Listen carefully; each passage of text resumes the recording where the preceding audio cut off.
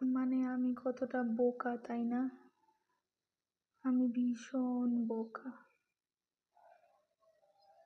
বরের কথায়, শ্বশুরবাড়ির লোকের কথায়, নিজের বাবা মার কথায় রাজি হয়ে চাকরি ছেড়ে দিয়ে একটা এমএ পাস করা মেয়ে লোকের বাড়িতে এসে সকাল 5টা থেকে রাত্রি 12টা পর্যন্ত সার্ভিস দেওয়ার পরেও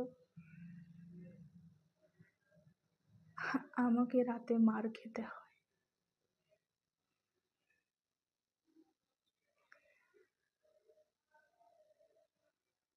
প্রচুর মেরেছে আমাকে কালকে রাতে।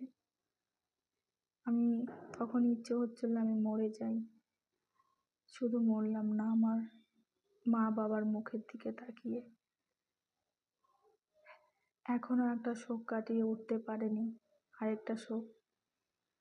হার্টের পেশেন্ট তো সহ্য করতে পারবে না।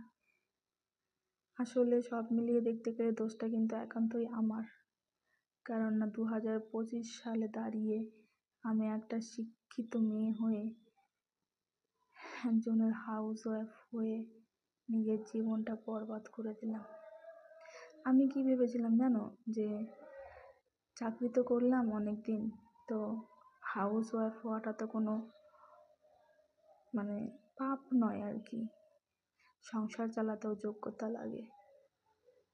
কিন্তু আমি তখন বুঝতে পারিনি যে এই মানুষটাই সেই মানুষটা যে কিনা আমাকে এটা বিশ্বাস করিয়েছে যে তোমার আজ থেকে তোমার ফ্যামিলির দায়িত্ব আমার, তোমার বাবা মার দায়িত্ব আমার, তোমার বাবা মানে আমার বাবা মা। সেই মানুষটা এখন আমাকে প্রতি রাতে গায়ে হাত তোলে, মারধর করে। এখন তোমরা বলবে তাহলে তুমি কেন পড়ে আছো? আমার কিছু পিছুটান আছে। হয়তো আমার বাবা মা যদি জীবিত না থাকতেন তাহলে হয়তো আমি এতক্ষণ থাকতাম না। আর আরেকটাও কথা ভাবি, আমি দেখি সবাই তো চেঞ্জ হয়, এরা কি চেঞ্জ হবে কখনো? নাকি প্রতি রাতে আমাকে মারি খেতে হবে?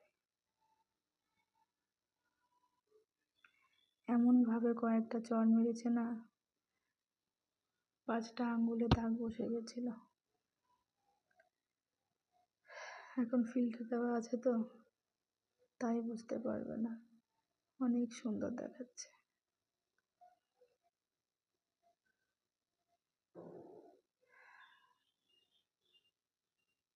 তাই যেসব বোনেরা বিয়ে